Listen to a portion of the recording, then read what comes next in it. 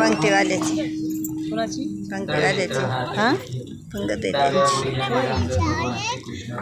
सचिनच्या बायकोचा काका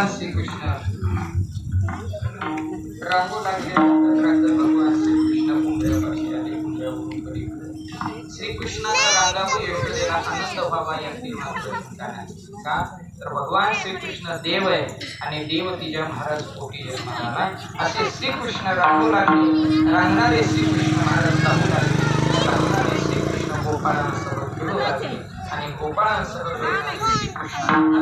गोपाळांना महाराज आनंदित करण्यासाठी ज्या प्रयोजनाचा संबंध त्यांच्या जीवनामध्ये आहे तो मुक्त गोपाळांना करण्यासाठी आज घरी पुरे म्हणाल तोरी हा शब्द पूर्ण करण्यासाठी त्या ठिकाणी चोरी कर्म करू लागले आणि चोरी करून भगवान श्रीकृष्ण गोपाळांना तृप्त करू लागले. असे श्रीकृष्ण चोरी कर्म करत असताना महाराज एक दिवस सर्वांना तृप्त करत ते भगवान श्रीकृष्ण एक दिवशी सकाळी उठून बसले.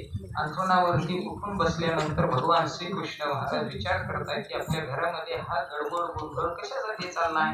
आणि मग गडबड गोंधळ दिसल्यानंतर मग भगवान श्रीकृष्ण विचारतात आईला, आई काय आज आपल्या घरामध्ये सण आहे का ग, काही कार्यक्रम आहे का.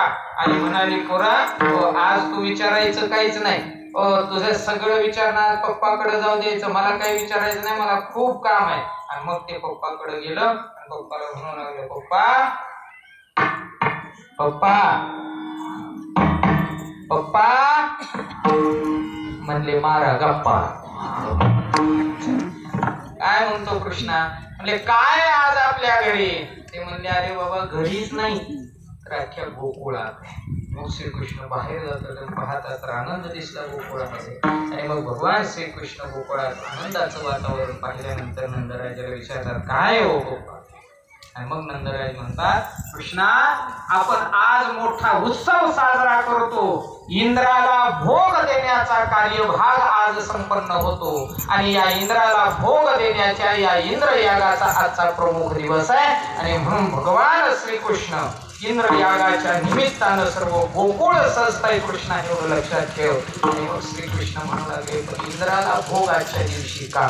त्यावेळेस समजून सांगतात कृष्णा आपला उदरनिर्वाह गायीवरती होतो, गायी चरल्यानंतर आपल्याला दूध मिळतं आणि दूध मिळाल्यानंतर आपला प्रपंच चालतो. आणि म्हणून हाच दूध निघण्यासाठीचा जो चारा आहे तो उत्पन्न होण्याकरिता आपल्याला पावसाची गरज आहे आणि पाऊस पाडण्यासाठी इंद्र कारणीभूत आहे. आणि म्हणून मेघांचा राजा असणारा इंद्र याला आजच्या दिवशी भोग देण्याची प्रक्रिया राबवली जाते. म्हणजे ठीक आहे बाबा पण या इंद्रालाच भोग का, आपल्याला तर सगळं गोवर्धन